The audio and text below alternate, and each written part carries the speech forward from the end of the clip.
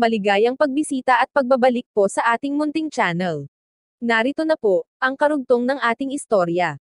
Ika-307 na kabanata. Ang pagbabalik mula sa bingit. Si Jessup ay nasa kanyang vilya nang matanggap ang tawag. Inubos niya ang araw sa pagkuha ng report mula sa kanyang mga tauhan, tungkol sa mga nangyari, laban sa Stedman family. Ang Clifton ay inaayos muli ang pagkontrol sa Baltimore. At ito ay malaking pasasalamat kay Alex. Nang marinig niya ang boses ni Alex sa tawag sa kanyang cellphone, siya ay nabigla, katulad ng kanyang kagalakan. "Oo naman Alex," sagot nito. Gagawin niya ang lahat upang makabayad kay Alex para sa pagligtas sa kanyang pamilya. "Ano ang maitutulong ko sa iyo?" "Kailangan kong humiram ng $500 million, prangka na sabi ni Alex. "Pangako, ito ay may mabuting dahilan." "Posible ba ito?" Si Jessup ay nabigla. Imposible sa kanya na kailangan ni Alex ng ganoon kalaking halaga. Pero determinado siyang tulungan ito, kahit ano pa ang gusto nito. "Para saan ito?" tanong niya. "Mr. Clifton, si Reginald Drake ang pinuno ng Fidelity Group sa Washington DC ay kaibigan ko. Ang kanyang kumpanya ay sinabotahe. At kailangan ito ng $500 million upang makarecover. Sa oras na umayos ang sitwasyon, pangako na magbabayad ako ng buo." Ito lang ang kailangan ni Jessup marinig. "Alex, huwag ka nang magsalita pa. Kahit para saan pa ang pera. Kukuhain ko ito. May utang na loob ako." Tumigil ito sandali at nag-isip bago nagpatuloy. "Wala akong pera na ganoon sa cash. Ang maibibigay ko lang sa iyo ngayon ay $250 million, at bibilangin ko lang ang halaga ng ibang asset upang makuha ang kalahati sa kabuuang kailangan mo. Ito ay nasa mga 10 araw, ano sa palagay mo?" Si Alex ay masayang nagpapasalamat. "Maraming salamat Mr. Clifton. Tatanggapin ko ang $250 million. Maghahanap na lang ako ng ibang paraan, upang makuha ang kakulangan."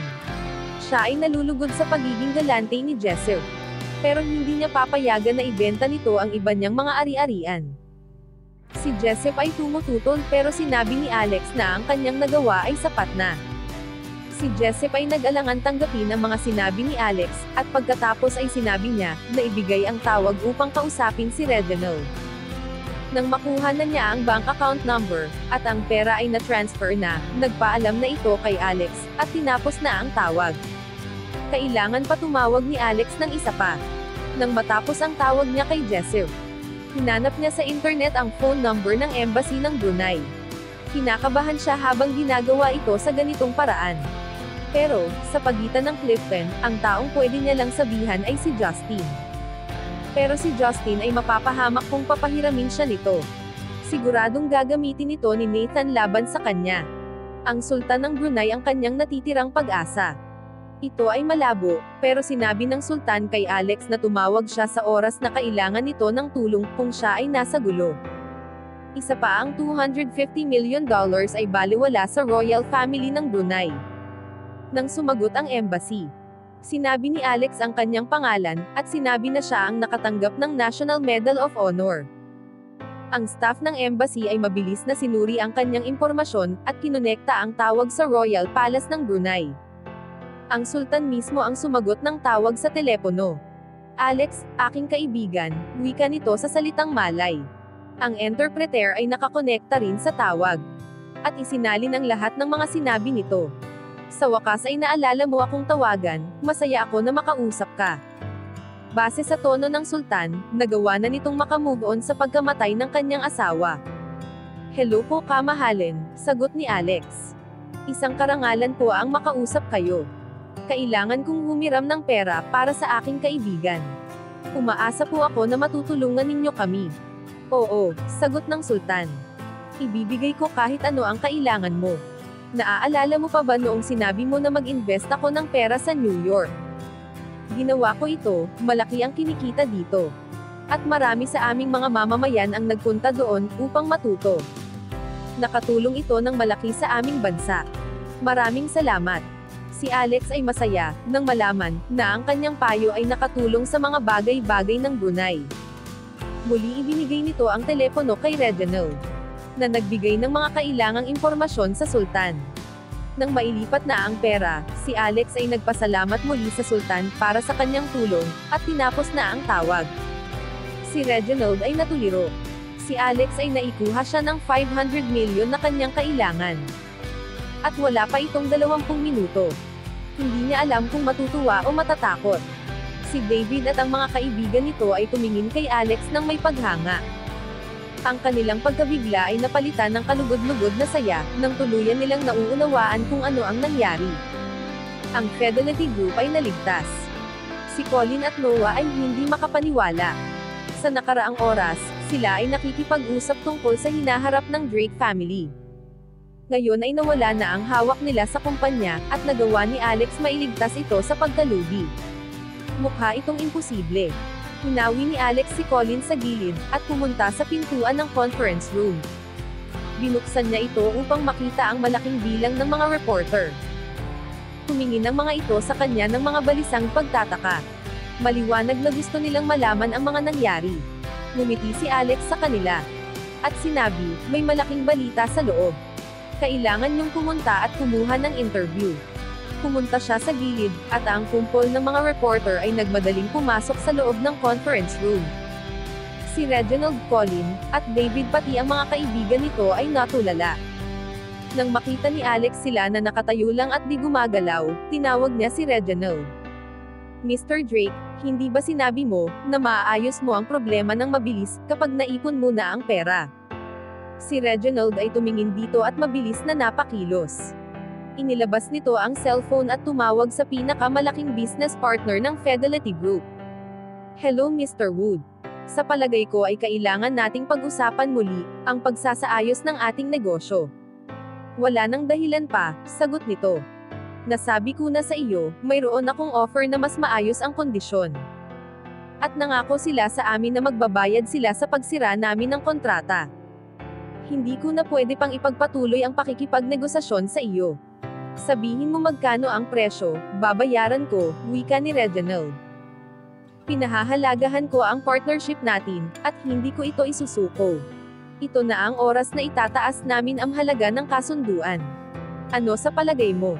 Sinabi mo na magdadagdag ka. Kung seryoso ka, mananatili ako sa iyo. Isa pa mayroon na tayong kontrata. Pag-usapan na lang natin ang mga babaguhin sa susunod. Tinapos na ni Reginald ang tawag at matagumpay na tumingin sa kanyang mga executive. Tawagan niyo ang lahat ng ating supplier at business partner, wika nito. Huwag niyong subukan makipagnegosasyon. Sabihin niyo sa kanila, tataasan natin ang kanilang halaga, upang may pagpatuloy ang ating partnership. Ngayon ay kumilos na kayo. Ang mga executive ay inilabas ang kanilang mga cellphone at nagsimulang tumawag. Si David ay mabilis na inayos ang kanyang mga kaibigan sa trabaho. Kailangan nila makahabol sa posisyon na naiwanang bakante, ng mga pumanig kay Colin.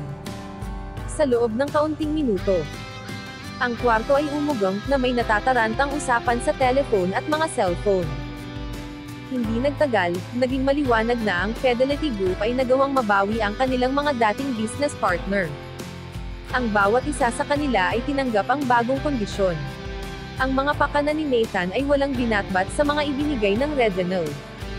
Mayroon kaunting halaga sa pagpapanatili ng kasalukuyang koneksyon. Kada tawag na nagagawa. Ang resulta ng kasunduan ay sinasabi kay Reginald. Nang pagtugma-tugmain niya ang resulta, lalo siyang gumiginhawa. Nang matapos na ang lahat ng tawag, nakahinga siya ng maluwang, at tumingin sa resulta sa kanyang notepad. Nagawa natin mabawi ang 80% business contract, wika nito. Ang naiwang 20% batay sa negosyong nawala sa atin, ay resulta ng pakikialam ng gobyerno. Ang susunod nating hakbang ay pumunta sa departamento ng gobyerno, at ipaliwanag ang ating sitwasyon. Hindi ako nagdadalawang isip na lahat ng pumipigil na paghihigpit, ay hindi tatanggalin.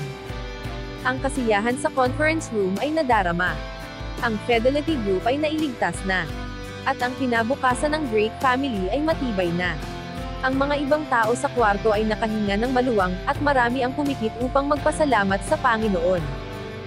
Si Lindsay ay naging masaya, hindi lang sa mabuting mga nangyari, dahil din naging parte si Alex dito. Sa isip niya ito ay bayani ng oras. At kailangan niya ang lahat upang isipin ito. Lumapit siya dito at ngumiti. Si Alex ang isa na gumawa nito upang maging posible. Siya ang nakaipon ng pera. Pansamantalang nakalimutan ni Alex ang silakbo ng galit na tawag sa cellphone. Pero ang mga salita ni Lindsay ay nagpaalala sa lahat, tungkol sa kanya.